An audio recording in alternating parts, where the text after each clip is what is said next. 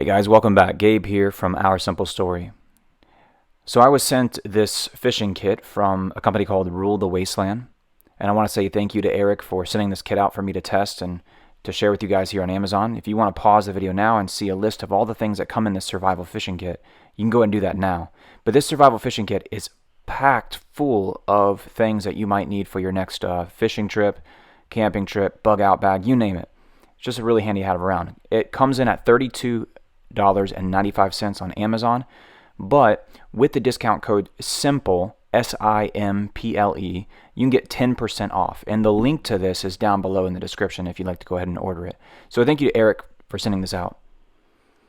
Also, Eric sent me these two stickers, and I really appreciate it. If you guys want to watch the video to the point where I get my first fish, the first person to comment down below accurately naming what type of fish it is, I will send one of these stickers out to you free of charge. Again, the first person to comment below, accurately identifying what kind of fish I catch first in this video, I will mail you one of these stickers completely free of charge. So the kit is composed of 3 tins. 2 tins are about 3 1/4 inches in diameter and about 1 inch tall, and there's a smaller one that is more like 2 inches in diameter. Overall, the kit fully loaded weighs right at 1 pound.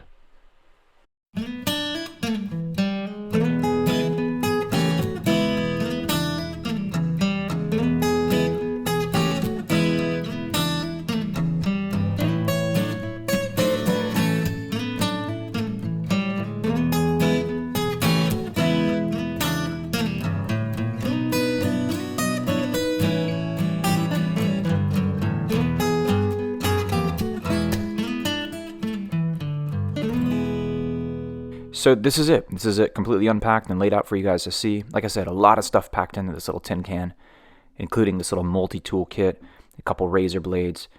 So very comprehensive.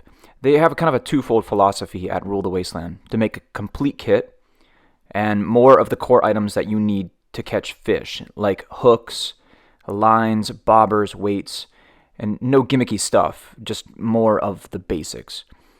And that's what I found with this kit. So, without further ado, let's get out there and try it out.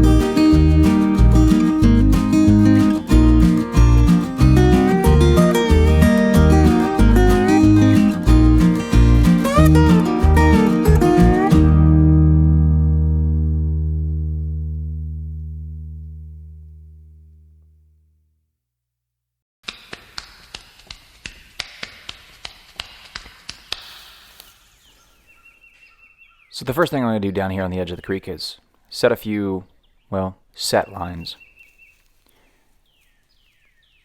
Now I was 3 for 3 with these set lines. I set a total of 3 of them and did some pole fishing as well. Unfortunately, with this creek, I didn't have any luck catching anything with my pole that I made out of the branch. But like I said, I was 3 for 3 for these set lines. Now, set lines are great in a survival application because they're passive forms of fishing. So while you're waiting for a fish to bite your hook, you can be off doing other things like building a fire or building a shelter, foraging for wild edibles, or you could actually be doing some pole fishing. So it's kind of like multitask fishing. And I'm kind of impatient when it comes to fishing, so I like being busy and doing things like some other tasks, survival tasks that come into play. The other thing, though, with set line fishing is you really want to make sure, if you're just practicing how to do set line fishing, you want to make sure, number one, that local laws allow you to set line. And so I made sure I checked with my local laws when it came to fishing, and they were good with that as long as I was pulling out only certain types of fish. So make sure you check with local laws before you do trot line or set line fishing.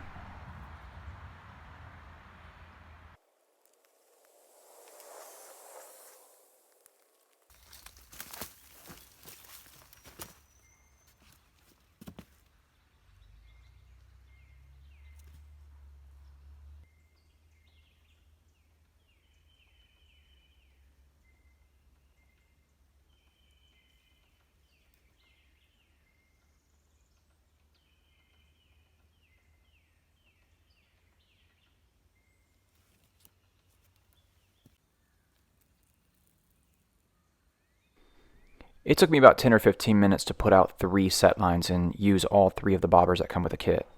And within that 10 or 15 minutes, I was walking back down the trail along the creek and I had already caught my first fish. So this is the fish you want to pay attention to. If you can correctly identify this fish and you comment down below, and you're the first person to comment down below and tell me what kind of fish it is and be correct, I will mail you a sticker free of charge. You ready? Here's a pretty good look at it coming up.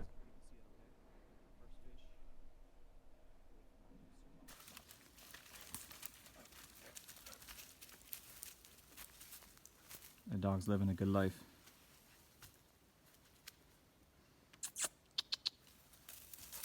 Oh gosh. Oh gosh.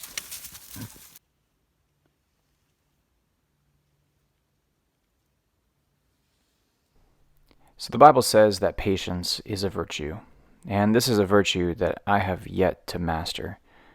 But fishing with a pole like this takes a lot of patience. But one of the tips I have for you is if you're working a flowing body of water like I am in this creek right here, you want to come to the outer bank of the flow. So you can see opposite of me is where you don't want to be. The water is very shallow there. There typically aren't a lot of fish hanging out there. Where you want to be is kind of on the outside of a curve where the water is deep and you can kind of see it as eroded the bank a little bit. Usually where there's deeper water, especially in a sandy bottom creek like this, you may find some fish, especially if you can cast right next to some kind of obstruction in the current, which actually slows the current down a little bit. Fish like to kind of hang out and wait for bait to fall off of tree branches. And another tip I have for you that someone once told me, fish love to eat local. So nothing beats live bait, especially bait that comes from around that area where you're fishing, because the fish are used to that food and they will jump at that before any artificial bait that you can buy at any bait store. Fish love to eat local. So here's my second little fish, and he swallowed the hook pretty good. So I'm going to go ahead and keep this one as well and fry him up and eat him for breakfast. All right, it's time to switch locations. So here we go.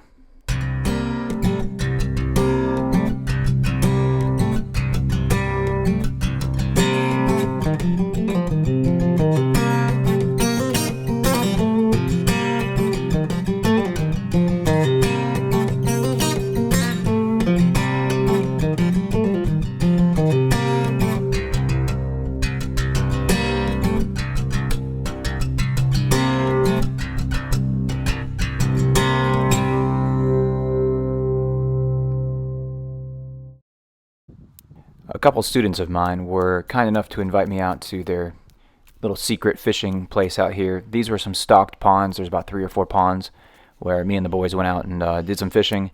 And again, I'm just making another cane pole mainly because I lost my first one. So I just cut a little sapling about, I don't know, 4 or 5 feet long, and it doesn't have to be super complex. Just, chop your branches off and just tie your line off at the tip. You'll be good to go. You just need something to kind of give you a little bit more reach. So what I wanted to do when I threw my line out here is I want to set a timer and see how long it's going to take me to catch my first fish. So maybe comment down below. Let me know how long you think, as soon as I throw my bait in this water, how long you think it'll take before I have a fish actually on the hook. All right, here we go.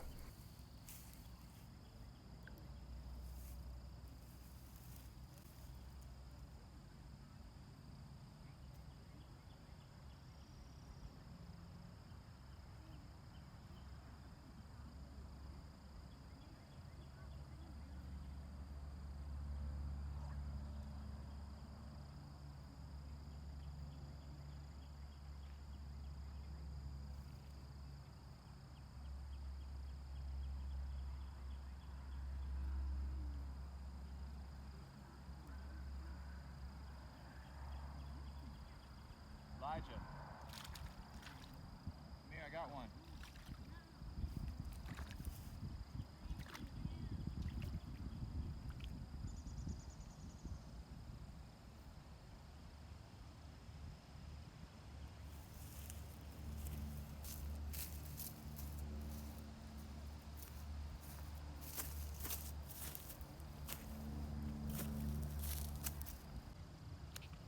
Oh, he slapped you in the face.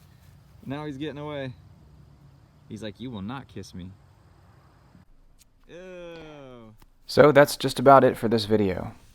I hope you guys liked it. Make sure you click on that link down below if you want to order a survival fishing kit for your own. Now with this kit, I ended up catching about 6 or 7 fish with, if I had to guess, around 2 hours worth of fishing. That's phenomenal if you're in a survival situation and you need calories. They're not big fish, giant fish or anything like that, but each of these bluegill have about 100 calories each. So this is great. Mix it in with some grains and some greens, you'd be good to go. So of course, video is not complete without me showing you the evidence of me cooking these fish up. They were delicious. Well guys, I really appreciate you watching this video. Give it a thumbs up and subscribe if you want to see more content like this. And don't forget, if you can name that fish, identify the first fish I catch in this video, comment down below. The first person to successfully comment and identify the fish, I will mail you that sticker free of charge. Well guys, we'll see you in the next video. In the meantime, keep it real.